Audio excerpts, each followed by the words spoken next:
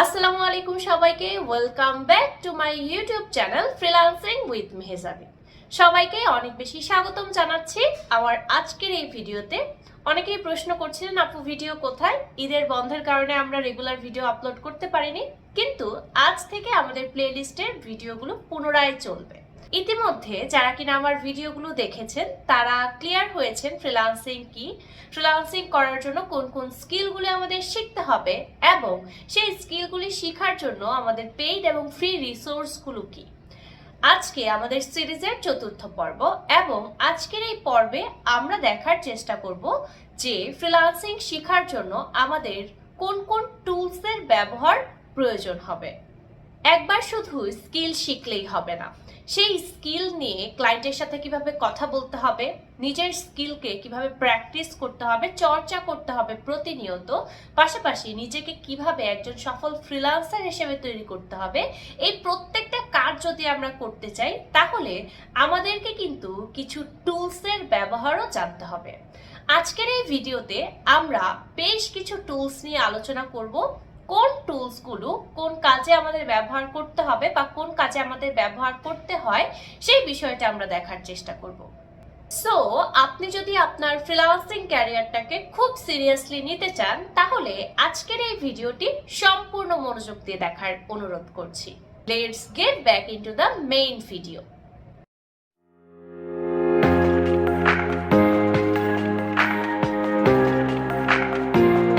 প্রথমেই বলি, এমন কিছু টুলস আছে যেগুলা প্রত্যেকটা ফ্রিল্যান্সারেরই দরকার হয়। আপনি যে স্কিল নিয়ে কাজ করতে চান না কেন, এই টুলসগুলো আপনাদেরকে মাস্ট বি শিখে রাখতে হবে। আসুন আমরা প্রথম অবস্থায় এই টুলসগুলো নিয়ে একটু বিস্তারিত আলোচনা করার চেষ্টা করি। গুগল ওয়ার্কস্পেস, যেখানে ডক্স, শিট এবং গুগল ড্রাইভের ব্যবহার রয়েছে। যে কোনো ডকুমেন্ট তৈরি, রিপোর্ট তৈরি এবং ক্লায়েন্টের কাছে ফাইল শেয়ার করার জন্য এই গুগল ডক, শিট বা ড্রাইভের ব্যবহার আমাদেরকে প্রতিনিয়তই করতে হবে। গুগল ওয়ার্কস্পেসের কাজগুলি আমাদেরকে ফ্রিল্যান্সিং শুরু করার আগেই শিখে নেওয়াটা উত্তম। Second, Grammarly. গ্রামারলি এমন একটা টুল যেখানে আপনি যদি কোনো ভুল লেখা লিখেন তা কিন্তু আপনাকে সঠিক করে দিবে। সেক্ষেত্রে অবশ্যই গ্রামারলি টুলের ব্যবহার জানাটাও কিন্তু আমাদের জন্য অনেক বেশি গুরুত্বপূর্ণ। তৃতীয় ধাপে আছে ক্যানভা, মোস্ট ইম্পর্টেন্ট একটি টপিক। শুধুমাত্র ডিজাইনারদের জন্যই না, ডিজিটাল মার্কেটার, কন্টেন্ট রাইটার প্রত্যেকের জন্যই এই ক্যানভা টুলটা কিন্তু অনেক বেশি গুরুত্বপূর্ণ। সেক্ষেত্রে আমার সাজেশন থাকবে আপনি ডিজাইনিং শিখুন, ডিজিটাল মার্কেটিং শিখুন বা কন্টেন্ট রাইটিং শিখুন। শুরুতে ক্যানভা টুলটা সম্পর্কে বিস্তারিত একটা লেসন আপনি নিয়ে নিন। এখন আমরা আলোচনা করব লোম টুলটাকে নিয়ে। লোম হচ্ছে মূলত একটি স্ক্রিন রেকর্ডিং টুল, যেই টুলটার মাধ্যমে আপনি আপনার প্রেজেন্টেশন দিতে পারবেন ক্লায়েন্টের কাছে, অথবা বিভিন্ন টিউটোরিয়াল ভিডিও তৈরি করতে পারবেন আপনার স্ক্রিন রেকর্ড করার মাধ্যমে। সর্বশেষ যেই টুল নিয়ে কথা বলবো তা না বললেই নয়, বর্তমান যুগটা যেহেতু আর্টিফিশিয়াল ইন্টেলিজেন্সের যুগ, অবশ্যই আমাদের কিন্তু এআই টুলসের ব্যবহারগুলোও জেনে রাখতে হবে, যার মধ্যে উল্লেখযোগ্য হচ্ছে চ্যাটজিপিটি। এই চ্যাটজিপিটি ব্যতীতও অনেক ধরনের এআই টুলস আছে যা আমাদের কাজের জন্য অনেক সহজ হয়ে উঠবে। এতক্ষণ আমরা আলোচনা করলাম সকল ফ্রিল্যান্সারদের জন্য যেই টুলগুলা জেনে রাখতে হবে। এবার আসুন আমরা একটু আলোচনা করি স্কিল বেসড আমাদের কোন কোন টুলগুলা জানতে হবে বা শিখতে হবে। শুরুতেই যদি গ্রাফিক্স ডিজাইনের কথা বলি, আপনি যদি নিজেকে একজন গ্রাফিক্স ডিজাইনার হিসেবে তৈরি করতে চান, আপনাকে মাস্ট বি যেই টুলগুলো শিখতে হবে তা হলো ফটোশপ বা ইলাস্ট্রেটরের কাজ আপনাকে শিখতে হবে। আপনি এই ফটোশপ বা ইলাস্ট্রেটরের মাধ্যমে প্রফেশনাল লেভেলের ক্লায়েন্টের সাথে কাজ করতে পারবেন। দেন রয়েছে ক্যানভা, যেটা শুরুতেই বলেছিলাম, আপনি যে কোনো ধরনের social media post, product design বা প্রেজেন্টেশন, যে কোনো ধরনের ডিজাইনই আপনি ক্যানভা টুলটার মাধ্যমে তৈরি করতে পারছেন। ক্যানভা টুলটা ব্যবহার করতে পারবো যদি কোনো ক্লায়েন্টের এক্সপিরিয়েন্স রিকোয়ারমেন্টটা না থাকে। সর্বশেষ যে টুলটা নিয়ে আলোচনা করব যা গ্রাফিক্স ডিজাইনারদের জন্য অনেক বেশি গুরুত্বপূর্ণ, সেটা হচ্ছে ফিগমা। এই ফিগমার মাধ্যমে আমরা ইউআই বা ইউএক্স ডিজাইন করতে পারি। গ্রাফিক্স ডিজাইনারদের জন্য যদি ছোট্ট একটা টিপস আমি দেওয়ার চেষ্টা করি, তা হলো আপনি শুরুটা ক্যানভা দিয়ে করতে পারেন, তাহলে আপনি ডিজাইনিং এর মূল ভিত্তিগুলা আন্দাজ করতে পারবেন এবং পরবর্তীতে আপনি অ্যাডোবি ফটোশপ বা অ্যাডোবি ইলাস্ট্রেটরটা ব্যবহার করতে পারেন। আসুন এই পর্যায়ে আমরা আলোচনা করব ডিজিটাল মার্কেটিং নিয়ে। ডিজিটাল মার্কেটিং নিয়ে আপনি যদি কাজ করতে চান, তাহলে আপনার কোন কোন টুলসগুলো সম্পর্কে ধারণা থাকতে হবে সেই বিষয়টা নিয়ে এখন বিস্তারিত আলোচনা করা যাক। ফার্স্টেই রয়েছে মেটা অ্যাডস ম্যানেজার। যে মেটা অ্যাডস ম্যানেজার ব্যবহার করে আপনি মূলত বিভিন্ন অ্যাড ক্যাম্পেইন করতে পারবেন ফেসবুক এবং ইনস্টাগ্রামের ক্ষেত্রে। গুগল অ্যাডস এই টুলসটাও আপনাকে শিখতে হবে গুগলের বিজ্ঞাপন দেখানোর ক্ষেত্রে। গুগল অ্যানালাইসিস এবং ট্যাগ ম্যানেজার শিখতে হবে ওয়েবসাইট ট্র্যাকিং এর জন্য। ইমেল মার্কেটিং এর জন্য সবচেয়ে গুরুত্বপূর্ণ টুল হচ্ছে মেইলচিম্প এবং গেট রেসপন্স। এই টুলগুলো যদি আমরা প্রপারভাবে শিখতে পারি, তাহলে কিন্তু আমরা ডিজিটাল মার্কেটিং নিয়ে আমাদের ফ্রিল্যান্সিং ক্যারিয়ারটাকে শুরু করতে পারবো। ওয়েব ডেভেলপমেন্টের জন্য যে টুলসগুলো আমাদের প্রয়োজন, আসুন এ পর্যায়ে আমরা সেই টুলসগুলো সম্পর্কে জেনে নেই। প্রথমেই রয়েছে ভিএস কোড, যেটা কোডিং এর জন্য খুবই গুরুত্বপূর্ণ টেক্সট এডিটর। দ্বিতীয়তে রয়েছে গিট এবং গিটহাব, যেটা প্রজেক্ট ভার্সন কন্ট্রোল করার জন্য প্রয়োজন। নন কোড ওয়েবসাইট বানাতে চাইলে আপনি ওয়ার্ডপ্রেসটা ভালোভাবে শিখে নিতে পারেন। মডার্ন রেসপন্সিভ সাইট বানানোর জন্য বুটস্ট্র্যাপ বা ফ্রেমওয়ার্কটা আপনি শিখে নিতে পারেন। কন্টেন্ট রাইটিং বা এসইও নিয়ে যদি আপনি ফ্রিল্যান্সিং ক্যারিয়ার শুরু করতে চান, তাহলেও আপনাকে বেশ কিছু টুলস শিখতে হবে।